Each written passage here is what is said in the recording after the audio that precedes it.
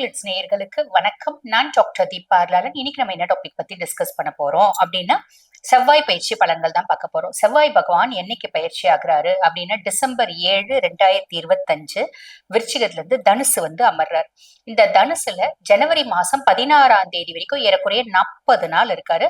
அந்த 40 நாள் தனிச்சு இருக்காரா அப்படின்னா இல்ல. இவருக்கு பின்னாடியே டிசம்பர் மாதம் 29ஆம் தேதி புதன் வந்துடுறாரு தனுசுல. அப்ப டிசம்பர் 29ல இருந்து ஜனவரி 16 வரைக்கும் இவங்க ரெண்டு பேரும் இணைஞ்சு இருக்காங்க தனுசுல. ஆக இணைஞ்சு இருக்கிறது நிறைய ராசிகளுக்கு நிறைய விதமான நற்பலன்களை கொடுக்கதான் போறாங்க. ஆக இந்த பலன்களை வந்து பாருங்க, நாங்க ரெண்டு பகுதியா பிரிப்போம். முற்பகுதி செவ்வாய் தனித்து இருக்கும் போது, பிற்பகுதி செவ்வாயும் புதனும் இணைந்து இருக்கும் பொழுது. ஆக ஸ்கிப் பண்ணாம பாருங்க. அப்பதான் உங்க ராசிக்கு என்ன மாதிரி பலன்கள் இவங்க தர போறாங்க அப்படின்றது தெளிவா தெரியும். நேரத்தை வீண் பண்ணாம சட்டன் வீடியோக்குள்ள போயிடலாம் வாங்க. மீன ராசி அன்பர்கள், உங்களுக்கு வந்து பாருங்க, முதல்ல செவ்வாய் வந்து தனுசுல உட்கார்றான். இது உங்களுக்கு என்ன பாவம் அப்படின்னா 10ஆம் பாவம், தொழில் ஸ்தானம். தொழில் ஸ்தானத்துல செவ்வாய். தொழில் ஸ்தானத்துல செவ்வாய் அப்படின் போது தொழில் நல்ல அபிவிருத்தி ஆகும். தொழில்ல ஒரு மேன்மை, முன்னேற்றம், ஒரு அபரிவிதமான வளர்ச்சி, இது எல்லாத்தையும் தொழில் செவ்வாய் கொடுத்துருவான். மைனஸ் ஏதாவது இருக்கா? இருக்கு. தொழில் செய்யற இடத்துல சின்ன சின்ன குழப்பங்கள், சின்ன சின்ன பிரச்சனைகள், சின்ன சின்ன வாக்குவாதங்கள், சின்ன சின்ன சண்டைகள், இதெல்லாம் சின்ன சின்ன கருத்து வேறுபாடு, இதெல்லாம் வரத்துக்கு வாய்ப்பு உண்டு. அப்ப நம்ம என்ன பண்ணணும்? ரொம்ப சிம்பிள். வேலை செய்யற இடத்துல அமைதி அப்படின்றத மெயின்டைன் பண்றோம் அப்படின்னா பிரச்சனையே கிடையாது. இதுவும் கடந்து போகும். யாராவது வழியே நம்ம கிட்ட சண்டை போட வந்தா கூட, நீ அப்படியாப்பா, நீ சண்டை போடுற மூட்ல இருக்கியாப்பா, நான் சண்டை போடுற மூட்ல இல்லப்பா, நாளைக்கு வந்து நான் சண்டை போடுறேன்ப்பா அப்படின்னு சொல்லிட்டு வந்துட்டீங்க அப்படின்னா பிரச்சனை கிடையாது. புரியுதுங்களா? அதே மாதிரி பாருங்க, செவ்வாயை பத்தி சொல்லணும் அப்படின்னா, அவன் 2 மற்றும் 9க்கு அதிபன். தன குடும்ப வாக்குஸ்தானத்துக்கு அவன் தான் அதிபன். குடும்பத்துல தனப்பிராப்தி, திடீர் சந்தோஷம், மகிழ்ச்சி, நிம்மதி எல்லாமே இருக்கும். ஆனா நம்ம கோவப்பட்டு, டென்ஷன் பட்டு, ஆத்திரப்பட்டு, இரிட்டேட் ஆகி ஃபேமிலியில கத்துவோம். கத்துறதுனால அவங்களுக்கும் நிம்மதி இருக்காது, நம்மளுக்கும் நிம்மதி இருக்காது. அப்ப குடும்பத்திலயும் வாய்க்கு பெருசா ஜிப் போட்டுக்கோங்க. பாக்கியஸ்தானத்துக்கும் இவன் தான் அதிபன். பாக்கியஸ்தானத்துக்கு அதிபன் நம்ம கொஞ்சம் நிதானமா ஹார்ட் ஒர்க் பண்ணி ஒரு விஷயத்த பிளான் பண்ணி அந்த விஷயத்தையே நோக்கி டார்கெட்டடா போக்கஸ்டா வேலை செஞ்சுட்டே இருக்கோம் அப்படின் போது அந்த விஷயம் நம்மளுக்கு கிடைச்சிடும். இவன் பாக்கிய செவ்வாயா இருந்து அந்த விஷயத்த நம்மளுக்கு ஏற்படுத்தி கொடுத்துரும். தொழில் செவ்வாய் பாக்கியஸ்தானத்துக்கும் அதிபன் அப்படின்றதுனால ஏதோ ஒரு விதத்துல நீங்க ரொம்ப நாளா ஆசைப்பட்ட ஒண்ணு உங்களுக்கு கிடைக்கிறதுக்கு அவனே ஹெல்ப் பண்ணுவான். ஆனா அமைதி காத்து ரொம்ப பொறுமையா, ரொம்ப ஆற்றலோட, தெளிவா, நிதானமா செய்றீங்க அப்படின்னா நீங்க ரொம்ப நாளா ஆசைப்பட்ட ஒரு விஷயத்த நீங்க எளிமையில வந்து பாத்தீங்கன்னா அடைஞ்சிட முடியும். அது எந்த விஷயமா இருந்தாலும் சரி. அது ஒரு வேலை, இல்ல ஒரு வீடு, இல்ல ஒரு லவ், எதுவா இருந்தாலும் அமைதி, ஸ்மூத்தா டீல் பண்றீங்கன்னா கிடைச்சிடும். எடுத்தேன் கவுத்தேன் அப்படின்னு பிரச்சனை பண்ணீங்க அப்படின்னா, கோவப்பட்டீங்க, இரிட்டேட் ஆவீங்க அப்படின்னா அது கை வரைக்கும் வரும். அது வந்து பாத்தீங்கன்னா கிடைக்காம போயிடும் அப்படின்னு சொல்லலாம். ஆக இந்த விஷயத்துல கவனம் அப்படின்றத வச்சுக்கோங்க. சரி, இது முற்பகுதி. பிற்பகுதியில வந்து பாருங்க, புதன் தொழில் ஸ்தானத்துல வந்து உட்கார்றான். புதன் தொழில் ஸ்தானத்துல வந்து உட்காரும் போது என்ன நடக்கும்? நான் வந்து பாருங்க, தொழில் எங்க அப்பா, எங்க தாத்தா காலத்து தொழில்ங்க இது. எங்க அப்பா இந்த தொழில் ஸ்தாபனத்தை ஆரம்பிச்சார். அவர் காலத்துல இருந்து இப்ப வரைக்கும் ஒரே மாதிரி பிசினஸ் ஓடிட்டு இருக்கு. நல்லாதான் இருக்கு. ஒரே மாதிரி போகுது. நான் இப்ப என்ன பண்றேன்? அந்த தொழில வந்து நவீன யுக்திகளை கையாளுறேன். புதுசு புதுசா கிரியேட் பண்றேன். இந்த பிசினஸை எந்தெந்த ஆஸ்பெக்ட்ல நான் வந்து டெவலப் பண்ணலாம். நான் நிறைய ஃபாரின் மேகசின்ஸ் படிக்கிறேன். நிறைய எக்ஸ்பர்ட்ஸ் கிட்ட ஒப்பீனியன் கேட்கிறேன். அதுக்கும் மேல வந்து பாத்தீங்கன்னா, இந்த இது வந்து ஆன்லைன்ல ஆலோசகர் மென்டாஸ் நிறைய இருக்காங்க. அவங்க கிட்டலாமும் நான் அட்வைஸ் கேட்கிறேன். எல்லாரோட அட்வைஸையும் நான் ஒன்னா கலெக்ட் பண்ணிட்டேன். எல்லாரோட அட்வைஸையும் ஒன்னா கலெக்ட் பண்ணி ஒரு 10 பேர்கிட்ட அட்வைஸ் கேட்டு, அந்த 10 பேரோட அட்வைஸையும் சேர்த்து நான் புதுசா ஒண்ணு கிரியேட் பண்ணி தொழில் அதை வந்து பாத்தீங்கன்னா செயல்படுத்துறேன். என் தொழில் வேற லெவல்ல டெவலப் ஆகுது. இதுதான் புதன். புரியுதுங்களா? புது புது யுக்திகளை கையாளுவான்.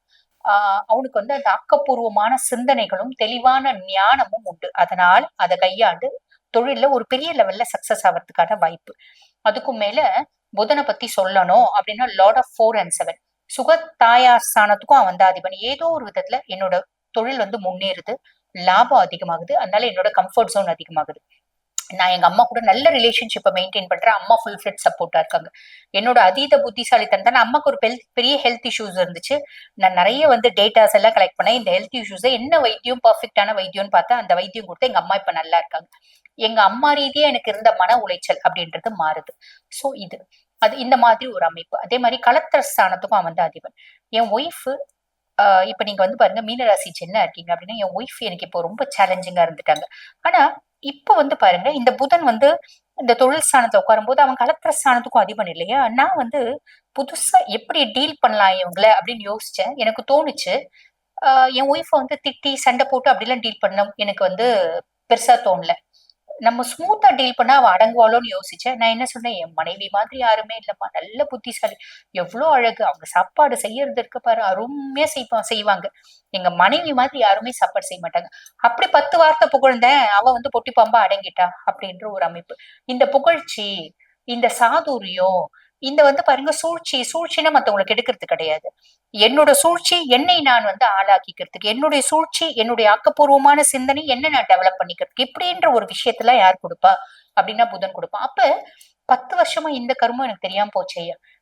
என் மனைவி வந்து புகழ்ந்து பேசினா அழகு அழகுன்னு சொன்னா அடங்கிடுவான்றது தெரியாம போச்சேயா. பொதுவாவே உங்க மனைவின்னு இல்ல, நீங்க மீனராசி ஜென்ன ஆக்கீங்க, உங்க மனைவின்னு இல்ல, எந்த பொம்பளையா இருந்தாலும் அழகு அழகுன்னு சொன்னா அடங்கிடுவா. அதே மாதிரி நீங்க மீனராசி லேடி ஆக்கீங்க அப்படின்னா உங்க கணவர், எங்க கணவர் தங்கம், கோவம் வந்து திட்டவே மாட்டாருங்க, அமைதியா இருப்பாரு. எப்பயுமே வந்து பாருங்க, ஒரு அவர் வந்து அந்த மேன்லினஸ் எதுல தெரியுமா காமிப்பாரு, அமைதியா இருந்தது காமிப்பாரு. உண்மை அது கிடையாது. அவன் கோவம் வந்தா பயங்கரமா கூட கத்துவான். ஆனா நம்ம இப்படி எல்லாம் சொல்லி ஏதோ ஒரு வஞ்ச புகழ்ச்சனின்னு சொல்லுவாங்க பாத்தீங்களா, புகழ்வது போல் இகழ்வது, இகழ்வது போல் புகழ்வது அப்படிம்பாங்க. புகழ்வது போல் இகழ்வது, அதுதான் இகழ்வது போல் புகழ்வது இல்ல. அப்ப இப்ப நம்ம வந்து பாத்தீங்கன்னா அந்த 2வது விஷயத்தை தான் செய்யறோம். இகழ்வது போல் புகழறோம். அப்ப புகழ்வது போல் இகழ்வது அப்படின்னு சொல்லிட்டு இவரு அப்படி அவர் வானத்தையே வில்லா வளைச்சிடாரு அப்படின்னு அவரை பத்தி ஒரு பெரிய பில்டப் கொடுக்கும்போது அந்த பயப்புள்ள என்ன பண்ணும், ஐயோ நம்ம ஒய்ஃப் நம்ம மேல எவ்வளவு ஒரு நிறைய நம்பிக்கை வச்சிருக்கா, என் ஹஸ்பண்ட் மாதிரி ஐடியல் ஹஸ்பண்ட் உலகத்திலேயே யாரும் கிடையாதுங்க அப்படின்னு ஒத்த வார்த்தை சொல்லி பாருங்க, உங்க ஹஸ்பண்ட் அப்படியே கம்முன்னு ஆயிடுவார். அவருக்கு எவ்வளவு கோவம் வந்தாலும், எவ்வளவு டென்ஷன் வந்தாலும், எவ்வளவு இரிட்டேஷன் இருந்தாலும், சரி நம்ம மனைவி வந்து ஒரு முறை சொன்னா அது வந்து இது யோசிப்பாங்க, 2 முறை சொன்னா யோசிப்பாங்க. இதே நீங்க ஒரு நாளைக்கு 10 முறை இந்த மாதிரி சொல்லி சொல்லி சொல்லி சொல்லி அவன் மைண்ட்லயே அது பிக்ஸ் ஆயிடும். அடடா நம்ம ஐடியல் ஹஸ்பண்ட் என்னென்ன செய்யக்கூடாது, முதல்ல மனைவி கிட்ட கத்தக்கூடாது, 2வது மனைவி கிட்ட சண்டை போடக்கூடாது, சம்பாதிக்கிறதெல்லாம் மனைவி கிட்ட கொடுக்கணும், குழந்தைங்களை நல்லா பாத்துக்கணும், நம்ம எல்லாரும் முன்னாடியும் வந்து பாத்தீங்கன்னா நம்ம மனைவிக்கு நகை வாங்கி கொடுக்கணும், நல்ல கௌரவமா வச்சுக்கணும், இப்படின்ற இம்ப்ரெஷனை உங்களுக்கு இயற்கையாவே அது இல்லைன்னா கூட நம்ம அதை வந்து விதைச்சு அதை ஆலமரமா மாத்திடுறோம். இந்த மாதிரி ஒரு டாக்டிக்ஸ் எல்லாம் வந்து பாருங்க யார் கொடுப்பா. நான் ஒரு எக்ஸாம்பிளுக்கு சொன்னேன், சும்மா சிம்பிளா எனக்கு தெரிஞ்ச எக்ஸாம்பிள் நான் சொன்னேன். சோ இந்த மாதிரி டாக்டிக்ஸ் எல்லாம் யார் கொடுப்பா அப்படின்னா புதன் கொடுப்பான். ஆக இந்த கலத்திர ஸ்தானாதிபதி தொழில் ஸ்தானத்துல உட்கார்ந்துருக்கும் போது தொழில ஒரு மேன்மை முன்னேற்றத்தையும் கொடுப்பான், அம்மா ரீதியா ஒரு சொந்த பந்தம், அதாவது அம்மா ரீதியா ஒரு கம்ஃபர்ட்டையும் கொடுப்பான். அதுக்கும் மேல நம்மளோட பார்ட்னர்ஸ், லைஃப் பார்ட்னருக்கும் சரி பிசினஸ் பார்ட்னருக்கும் சரி இதே விஷயத்த நீங்க அப்ளை பண்றீங்க அப்படின்னா அது மூலியமா ஒரு நல்ல முன்னேற்றத்தையும் கொடுப்பான். இது எனக்கு தெரிஞ்ச எக்ஸாம்பிள் சொன்னேன். நீங்க என்னென்ன வந்து பிட்டெல்லாம் போட முடியுமோ போடுங்க, அப்ளை பண்ணுங்க, நல்லா இருங்க.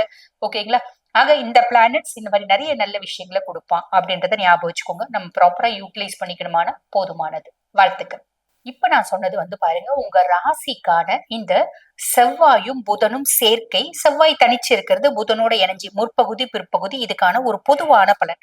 இந்த பதிவை பார்த்துட்டு இருக்கவங்க, இல்லம்மா நாங்க இந்த காலகட்டத்துல நாங்க திருமணம் யோசிக்கிறோம், அதே மாதிரி 2வது திருமணம் யோசிக்கிறோம், குழந்தை பேரு அதை பத்தி யோசிக்கிறோம், ஒரு பிசினஸ் பத்தி யோசிக்கிறோம், இல்ல எங்களோட ஹிடன் ரிலேஷன்ஷிப் அதை பத்தி யோசிக்கிறோம், எங்களுக்கு சில காம்ப்ளிகேஷன்ஸ் இருக்கு, அதுல ட்ராப் ஆயிடுமோன்னு பயப்படுறோம், இந்த மாதிரி நிறைய குழப்பங்கள் இருக்கு அப்படின்னா நான் பேசிட்டு இருக்கும் போது எங்களோட வாட்ஸ்அப் நம்பர் கொடுத்திருப்பாங்க, அந்த நம்பர் கால் பண்ணி அப்பாயின்மெண்ட் ஃபிக்ஸ் பண்ணி என்கிட்ட பேசிக்கலாம்.